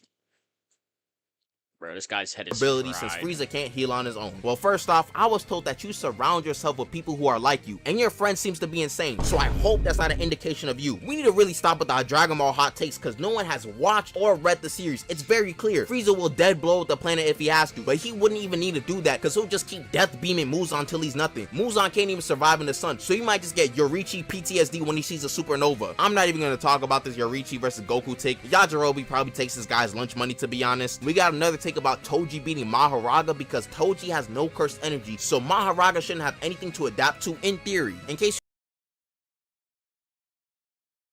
Yo, are y'all retarded, bro? Mahoraga off rip is a monster. Hello? And he doesn't just react to cursed energy. He reacts to physical things as well. Bro, if you pay attention while he's fighting Sukuna and he was inside of that giant thing of water, I think he fell into like a pool or whatever, he grew gills. He doesn't just react to cursed energy. He reacts to physical, to his physical environment. Mahoraga reacts to literally everything. Bro, would he even need adaptation to take out Toji though? Maharaga's strong off rip. You ain't know, my king, 8-handled sword, Divergent Scylla, Divine General Maharaga will adapt to strong punches and kicks. Maharaga can adapt to any and all phenomena, so that means he'll eventually adapt to the speed and strength of his opponent. I don't know if Toji got anything that can straight up one-shot Maharaga, so in my opinion, Megumi's Trap Card will win this one. Another take I saw was related to Luffy being just a brawler and not having any skill whatsoever. I think this take derives... Nah, Luffy's incredibly creative and skilled when it comes to using his devil fruit, that's for sure. Even before he found out it was the Nika fruit, when we thought it was just a rubber fruit, the stuff bro was doing with it was insane. Luffy is incredibly skilled. Some people seeing a bunch of other Shonen MCs learning every single fighting style under the sun and perceiving that as the only way to have skill. Luffy has a lot of skill, it just looks different. I've talked about this in other videos, but Luffy's fruit is not easy to control and it took a while for Luffy to master it. So as far as I'm concerned, Luffy perfectly controlling a Gum Gum pistol is a good amount of skill in my book. Sure, he may not be doing all these grappling techniques or fighting styles, but calling him just a brawler is just being dishonest. And finally, what the? Sanji slander? Yeah, we good off of that. Mineta's only character trait for like 3 seasons was him being a perv, although Sanji can be weird at times. I blame the anime. The anime is doing so much worse for Sanji than the manga's ever done. I mean, Sanji's been weird in the manga too, but not as annoying as he is in the anime. I love Sanji. Right now we're pushing Sanji agenda. Okay, this is the true right wing of the Pirate King. It's our goat. Oh my gosh, bro, lock in. We all know that he does respect women with chivalry, and he has a bunch of other things to his character. Respect to chivalry, Olama-sama. Let's be fully honest right here. This is the same guy who wanted the invisible fruit so he could sneak into the women's bathhouse. Yeah. So, bro, Oda, why do you do these things sometimes, bro? Oh my goodness. Unlike Mineta, like his passion for cooking. Wherever this take originated from, please don't compare this fodder bum to someone with actual character. Hope y'all. Also, yeah, Mineta isn't even interesting, but yeah, that's the video, bro. Take care, stay blessed. I love you, God loves you. Alright. Okay, let's get one more solid hot take video in.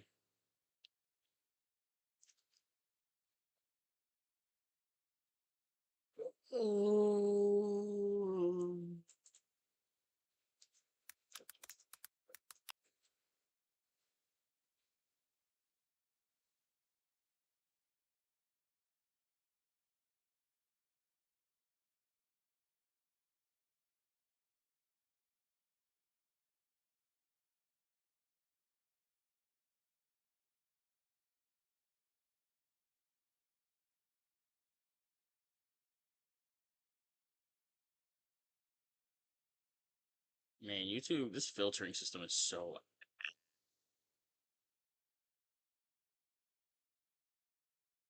Let's see the view counts. Okay, never mind. I forgot that shorts get crazy views.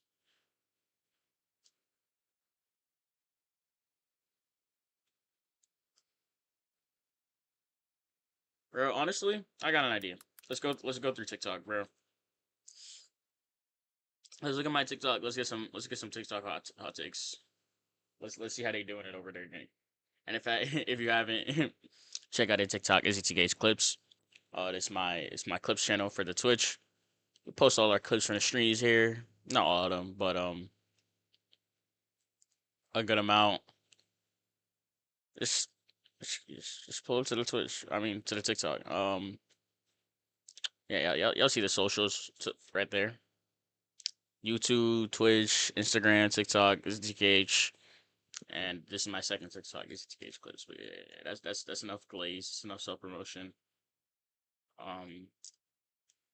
Let's peep. Let's look for some hot takes. Anime hot takes, trigger warnings, sensitive opinions. Oh wow. The fact that we've gotten to this point is kind of crazy. Chainsaw Man is way too overrated for its own good. Coming from a manga reader, I don't care, it feels repetitive, but the anime art style animation is great. That's a plus. Okay, can you not pause? Is it like how convenient things happen, especially with Denji and the Chainsaw Man, and like, oh, I have the ear devil or like the cereal devil or some Okay, you know how pause TikToks on anime hot stuff? Yes, you can. The hell?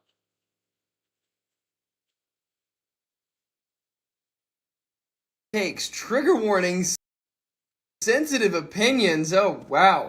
I agree. I agree. That should have been 0. I'm gonna be real. The anime did. Okay, so I mean, I guess to start off with, Chainsaw Man overrated. Don't know, very popular. I really liked it. I really loved the manga.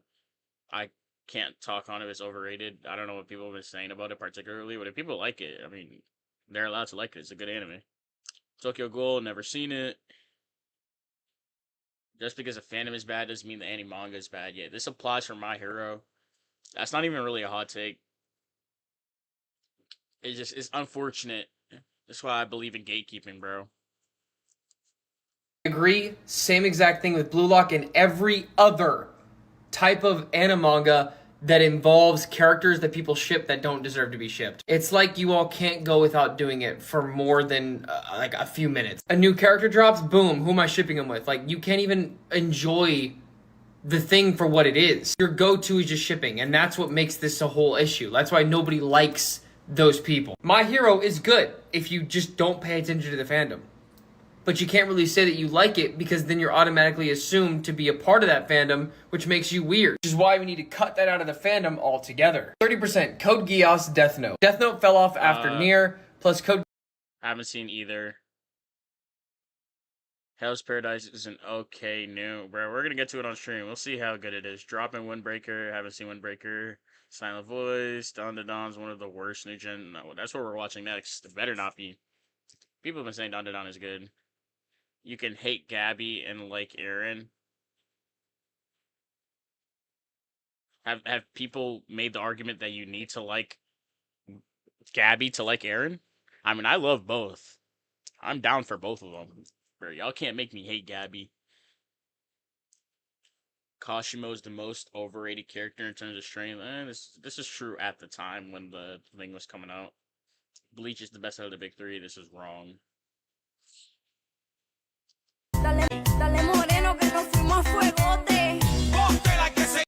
Okay, I really don't want to get copyrighted and other stuff like that, so we're just gonna keep a lot of this stuff muted. But not shaving your armpits, men or woman, is disgusting and unsanitary. It's not even a hot take. Just shave every now and then. Sprinkles are overrated. You know, now that I've gotten older, I actually don't like sprinkles that much. Sprinkles used to be the go-to, bro. Sprinkles is fire, but they're okay now. What do you got? Aura Z says sprinkles are overrated.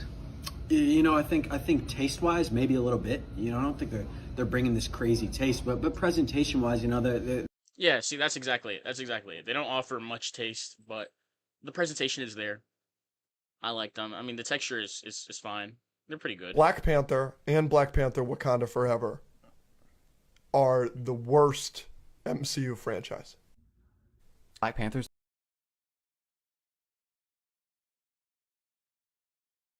Okay, I mean, I could smell the reaction a mile away with these MS on the right. So he just doesn't like Niz. He gonna hate Ironheart. That's because Ironheart is bad. Blame racism, in my opinion. See, like, people just be saying whatever. If you don't like something, and it just happens to be related to black people or another race, you're a racist. This why, again, this why I don't fully believe in freedom of speech. These people just be saying nonsense. And they just be, like, labeling you with literal trash off of nothing. But, Black Panther, I liked the movie. I thought it was a great movie. Black Panther Wakanda Forever, I did not like. I don't think they're the worst franchise in MCU, per se. I think there's worse, but, like, calling this guy racist off of that is, nah. That's what we're not gonna do. Yes, kidnapping is bad. Oh, hot takes on TikTok are so trash. Okay, yeah. Disney is better than Nickelodeon, and it's not close. We know they are competitors, and we know we like Nickelodeon. Okay, let's piece it together. Let's piece it together. Okay, so on Disney we got Jesse, we got Camp, we got Kiki Waka, we got did we count Disney XD? We got Gravity Falls. What else? What else? What else? What else? What else? What else?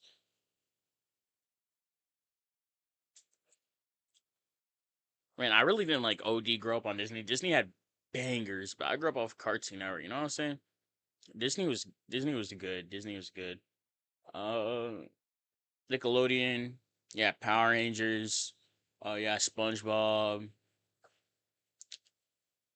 Bro, we gotta I'm forgetting a lot of this stuff. Disney shows.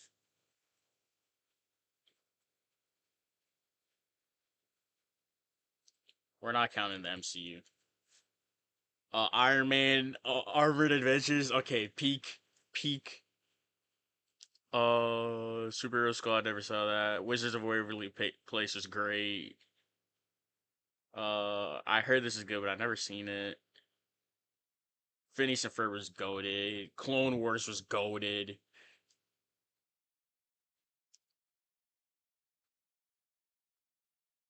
Bro, and if you include movies, but I don't think we're including movies. I think we're talking about like Disney shows growing up.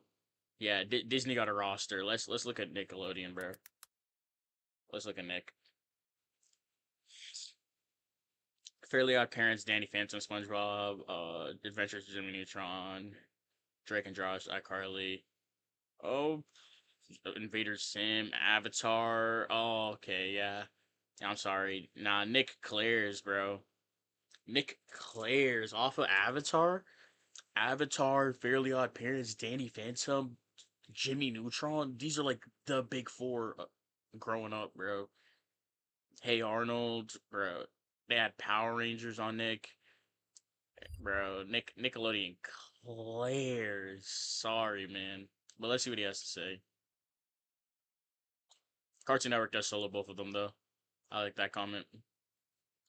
Nickelodeon, but let's be real. Disney classics, Disney shows. For a minute, they were putting out banger after banger after banger after banger. And I'm not saying they had a misses. We all know they acting is a little choppy if you look back at it, but we cannot lie. We cannot deny. Nickelodeon had its misses over years too. Now we know they had Drake and Josh, Victorious, iCarly, stuff like that, but Marvin and Marvin? Okay. Number 2, Chucky might be the worst slasher. Chucky legitimately might be the worst. I've never seen Chucky. Honestly, I feel like all slashers are kind of stupid, and they're just like you're supposed to watch them for dumb fun, and that's like the point. Like slashers aren't meant to be like particularly like enthralling with an insane story. They're just you want to see people get killed. Like that's the movie, and they're fun. So I can't go about rating any of them. Slasher because that show on Sci-Fi didn't do that good, but we know if Michael Myers, Freddy, Jason, and Scream drop something, we're all flocking to it. Number 3, grapes are a top 3 fruit, and the best batch of grapes are top 3. Grapes is better than the best apple easily. This is wrong. Stop it. You'll be lying if you say otherwise. Apples, bro. Something about apples, man. Apples are up there. Number 4, this isn't a hot take, more of a question. Bad Boys or Rush Hour? If you had to watch Rush Hour, one series for the rest of your life out of these two, Bad Boys or Rush Hour? Rush Hour. Number 5, Thanksgiving is starting to get on Christmas level. What do you mean it's... Okay. I feel like Thanksgiving has been falling off more and more every year. What do you mean starting to get on Christmas level? Yo, like, internet-wise, I never really see that much relevance regarding Thanksgiving. Not many people OD talk about it. Around Christmas season, you'll feel it, bro. You'll see the movies, you'll see all that. How many movies does Thanksgiving have? Yeah, I thought so. Bro, it's like at the end of the day, it's another day where you get to eat good food, and I love Thanksgiving, and I'm thankful for Thanksgiving. You know what I'm saying? But Christmas level, let's not push. Let's not push. Food and vibes. Christmas has kind of lost its flair.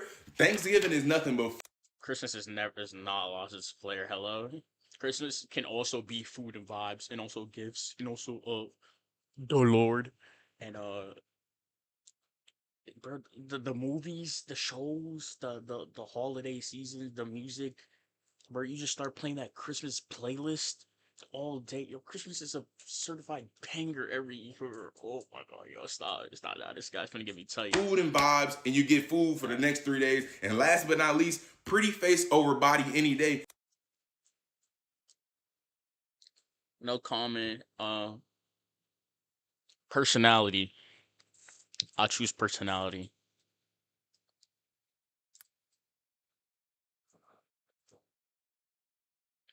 I feel like this is a really hot take and I might get a lot of hate for this, but I just want to start off by saying this is just my opinion. If you disagree, that's fine. People love to talk about the body standards of the 2000s and the 90s, talking about how they were impossible and so strict, etc., etc., etc. It could very possibly be because my body is naturally quite skinny, but I think the body standards of the 2000s and the 90s were far more attainable than the body standards right now.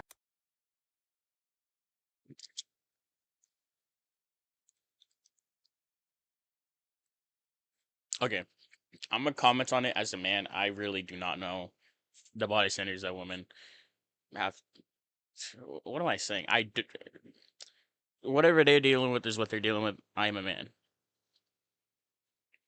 As a guy with pretty naturally good genetics, you know, working out wise, stuff like that, you know what I'm saying? It's pretty toned, pretty lean, just kind of naturally, but also goes to the gym. I won't say it's been particularly hard for me. When I look back at some of the aesthetics and the physiques of men earlier, I feel like that ideal, that peak masculine body would not be seen as peak nowadays, bro. That's why everybody's on gear, everybody's on steroids, everybody's on TRT, everybody's on trend, everybody's taking something just because they want to be, not even because they want to be desirable to women. They want to be desirable to other people. They want to look yoked. They want to be huge. They are snowballing. It is snowballing. Fitness culture and workout culture and the body aesthetic for guys, yes, it's become more unattainable. I'm not gonna lie. And I've never even taken pre-workout. So like, again, you won't see me near it, but I do think, and I like my body. Even though I do kind of want to be bigger, but I'm gonna get there naturally. I feel like the peaks that some people want to reach, it's like you have to be realistic, bro. That guy is on steroids. You are not getting there unless you take steroids, which you shouldn't. So that's what I'm gonna say. Now, because back then the only requirement was to just Crazy hot takes. SpongeBob, one of the worst cartoons to ever exist. Cartoon Network.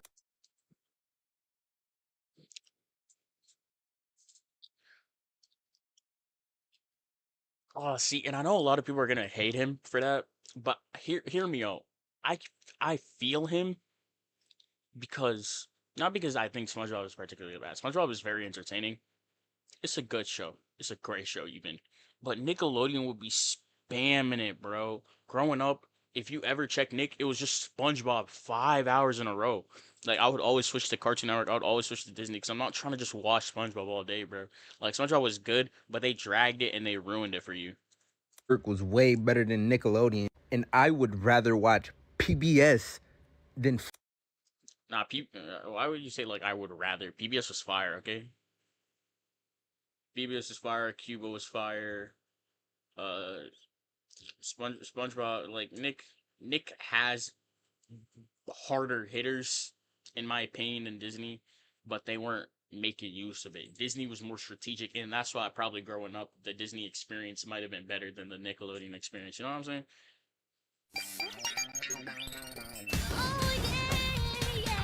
Okay. Let's look at the comments. Self-deprecating humor is annoying.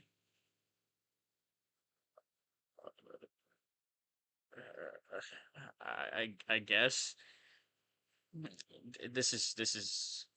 I mean, hey, a hot take is just your opinion. This one, doesn't really mean anything to me. If you skip, you deny God, are doing more harm than good. Yeah, I dislike those. Normalizing racism against India, Asia, Africa, etc. isn't funny. I don't think normalizing racism against any race has ever been funny, even white people. But I feel like jokes can be funny. I don't think that's normalizing. I think that's making a funny joke.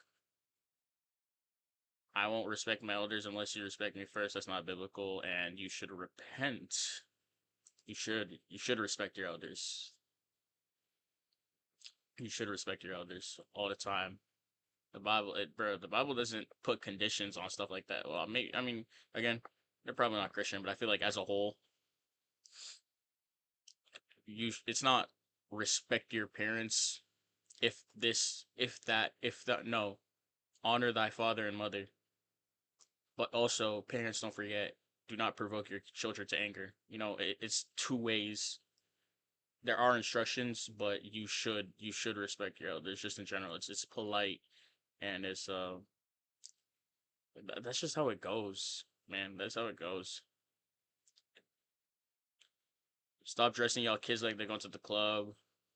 Yeah, I agree with this. I feel bad for them Sephora girls that are like 10, putting on makeup and all that. Did not care for The Godfather. Yeah, very funny. I hate when people say, "But if the roles were reversed," they always happen. I don't even know what this is talking about. Trump supporters are beyond saving. They didn't realize last term is over for them now. This is, I mean, is that even a hot take? I feel like it seems like a very left-leaning comment section. I mean, I feel like a lot of people would agree with this if they were also left-leaning. This is a nothing take. Kids are human. Shocker, I know. No one's saying kids aren't. But you wouldn't treat a kid the same way as you treat someone else. Obviously, because kids should not have full autonomy. They'd be making dumb decisions. Financially irresponsible and stable people shouldn't have kids. That's like eugenics with extra steps. These are all like these are actually like bad takes. Like none of these either mean anything or are actually saying anything meaningful. They're just saying stuff and offering it. Like, I mean, is wait, like financially shouldn't have kids. What's the solution? How do you mandate this? This is so bad. Racist joke. Okay, I saw another one. Racist jokes is just plain racism. I guess. I mean, hey, if you're not comfortable with them, I feel like that's fine. If me and my boys are like bantering back and forth and we say some out of pocket stuff to each other back and forth, I feel like that's perfectly fine. That's normal. Okay, next one. My sister's hot take: ugly people shouldn't post on the internet. Well, thank God I'm not ugly. Wait, is it getting my good side? Hold on. Is it getting my good light? Is that good? Yes, sir. Alright.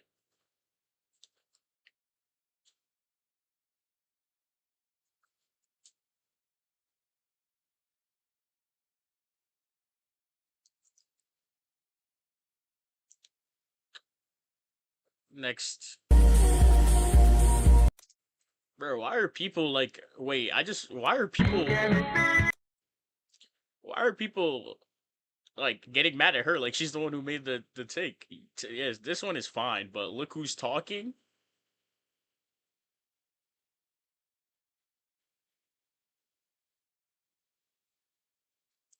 Her sister said it, not her. Why are y'all attacking her?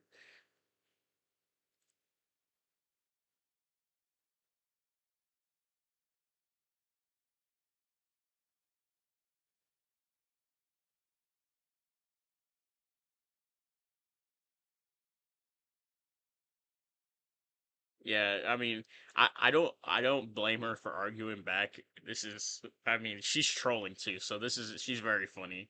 She's very funny for this. Relationships when you're young don't always have to lead or have the expectation of marriage. This is a time for self-discovery and growth, and dating casually is a great way to find out what you like, meet new people, and grow. Oh my god. Oh my god. That was just bad. No. No. No. Do not waste other people's time to meet new people and grow. If you want to meet new people, meet new people. Have friends. Do not date someone seriously. Well, seriously. Do not date someone casually. What's the point of that? Why? Self-discovery and growth doesn't have to lead or have the expectation of marriage. If you don't want to get married, that's fine. But I feel like if you're dating, you want to be together for a long time. And the expectation is that you should be married. But if you don't get married, sure. But what do you mean dating casually is a great way to find out what you like, meet new people, and grow? It's so stupid. You're wasting each other's time. So you date to break up? No, literally, you're dating to break up. I don't. Not everyone wants to marry. Then don't marry. I feel like these are two separate. These are two separate, bro. Dating not to break up and dating to marry aren't, or actually, it's not mutually exclusive to say you have to either date to break up or you have to date to marry. If you don't want to get married, do not marry. But also, do not waste other people's time. Okay? Do not waste other people's times. If you're being straightforward and you're being clear, and I guess they also want to date casually, I mean, good for y'all. It's a huge waste of time on both of y'all's ends. But do not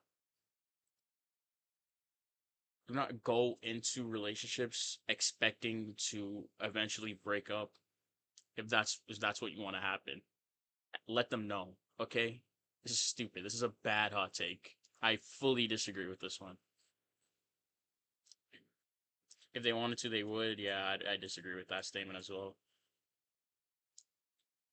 I just want to get to know someone on a deep level, learn how to be loved and be loved.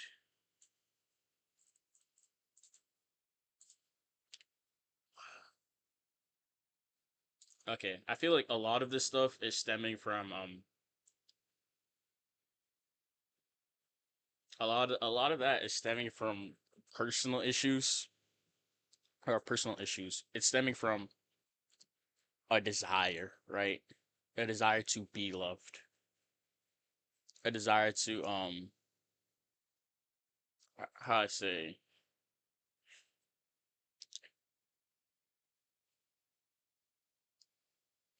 to be wanted by another person, to have a deep intimate connection. And that desire is there for a good reason, right?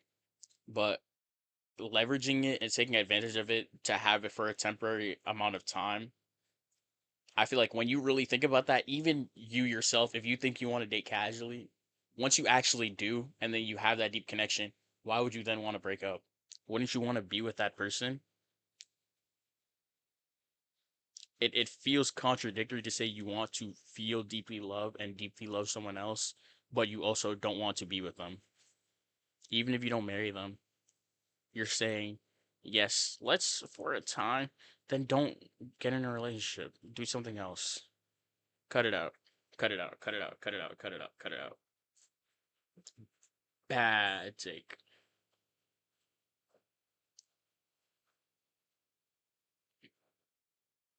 And if I say it really quickly and really loudly. Okay, this is very stupid. The hell?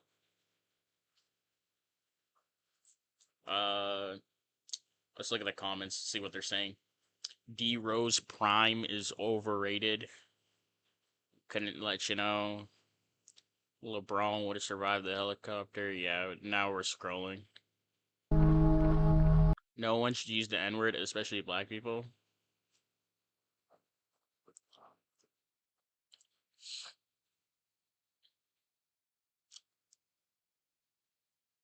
I mean, I don't fully disagree. I feel like it is the connotation, I guess. Like the word Negro, it just comes from the word black in Spanish.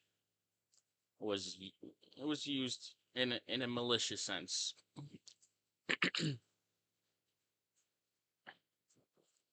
And it became, hard ER, which I'm not gonna say because TOS, but and then there's, soft A to reclaim the word. The the the modern connotation in the use of some people is to demean. Other connotations are like, it's an unnecessary word. Yes, it's an unnecessary word, but other connotation is just a race restricted word by black people to talk to other black people or just to comment on, someone else. It does feel like it aligns into the category of curse words and swear words. Holy crap, I'm yapping so much. But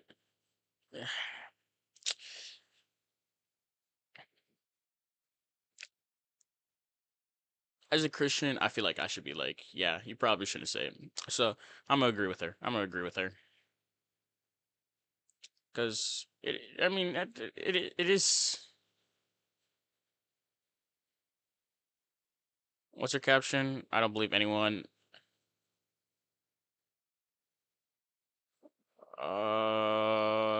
Slur. Holy essay. Yeah, I'm not reading all that. Okay.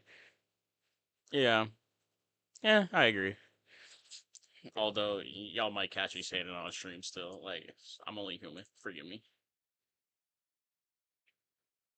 Start life in jail and earn their way out. I think.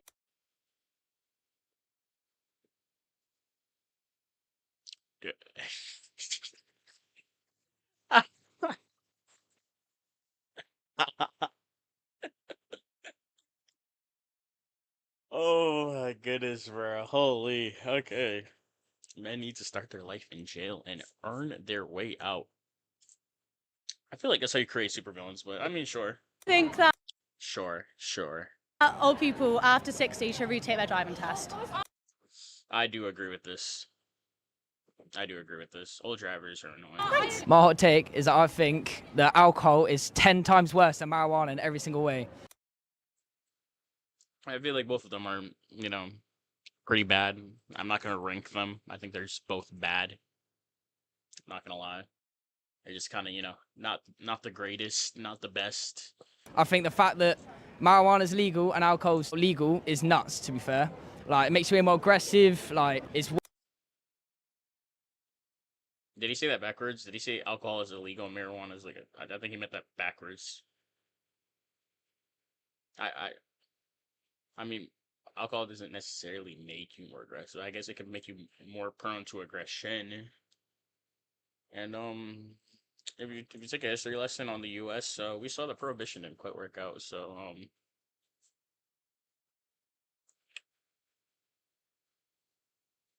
and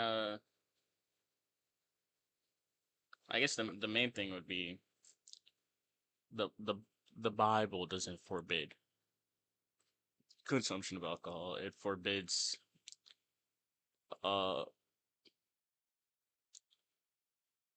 intoxication. Be a sober mind, right?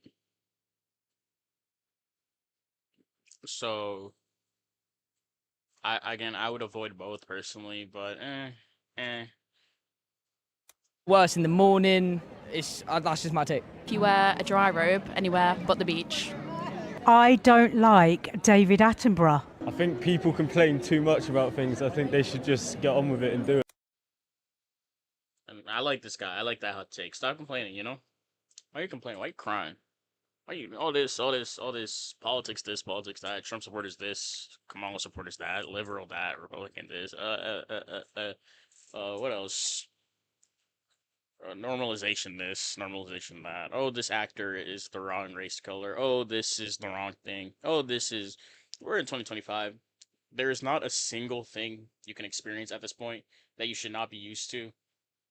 And it is so troubling, it is so problematic for you, then I feel like you need to self-assess.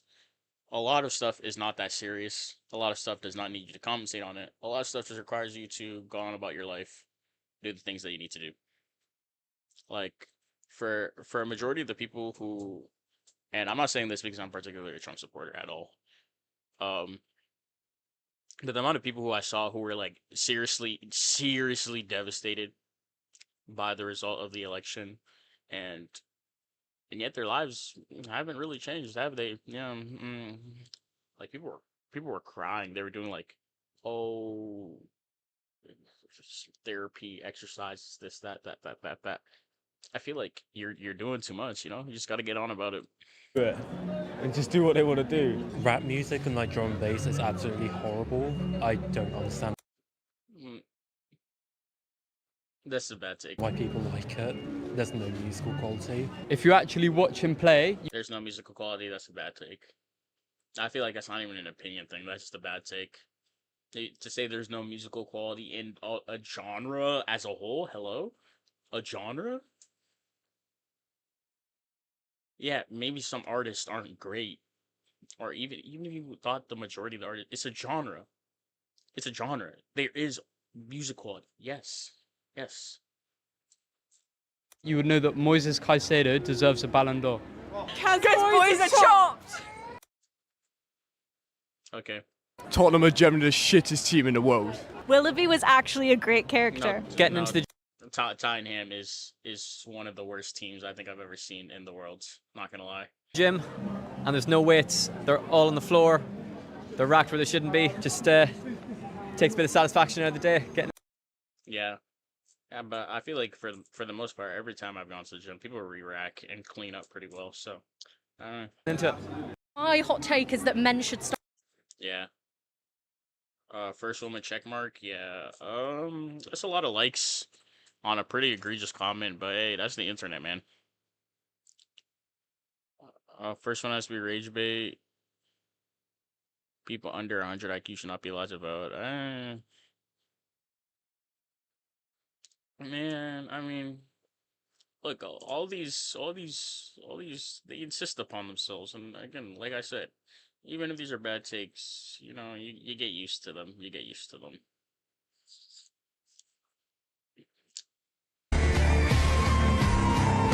Forgive me for yapping so much, by the way, but this is the part where I get to let loose. I might do this more because I really like this, actually.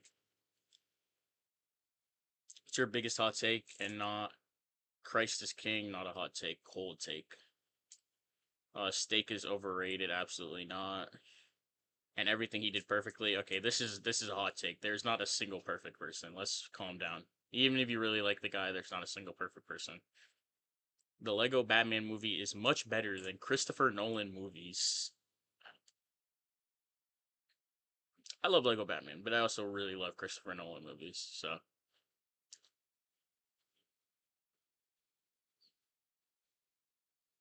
Oh, the World War II Germany guy was not a good person at all. People say he was good, clearly. Alright.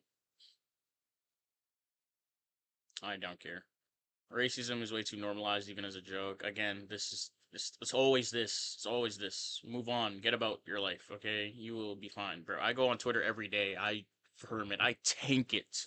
I tank the hell out of Twitter, and I live, okay? You will be fine.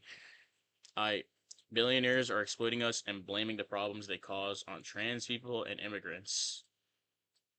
That one friend who's too woke. Yeah, I'm kidding. I'm joking. I'm gonna need some substance. I didn't care for The Godfather. You're super funny. Wokeism isn't progress, but a regressive movement that will bring about more extremism, not less. I mean, I feel like there is more extremism nowadays, but it's probably just because the internet amplifies those loud voices. And a lot of the people who are actually in the middle or like not as extreme, they don't have the desire to advocate all their opinions on the internet. That's why you don't really hear them. And insist upon itself, again, very, very hilarious. Fascism was a good ideology, like killed by failed wars. This hot take insists upon itself. Yeah, some of these are just like people are just saying stuff. Wow, Jesus is real. Cold take. Watermelon is the most overrated food of all time. Hell yeah. Communism is good. I do not care. Thank you. Thank you. I really appreciate this. Yes, everyone deserves to be happy and loved. Amen. And thank thank the Lord we are all happy and loved by God, our Father in heaven, Jesus Christ. But that being said, I'm about to end the stream. You already know. I'm about to end the stream. I'm about to end the stream. Ooh, ooh, it's been. I actually really like that one. I really like that one. I mean, it's mostly been me by myself here this morning, but for all the people watching in the VODs, I appreciate you. This is gonna be an end of the stream. Take care. Stay blessed. I love you. God loves you. Have an amazing afternoon. Goodbye.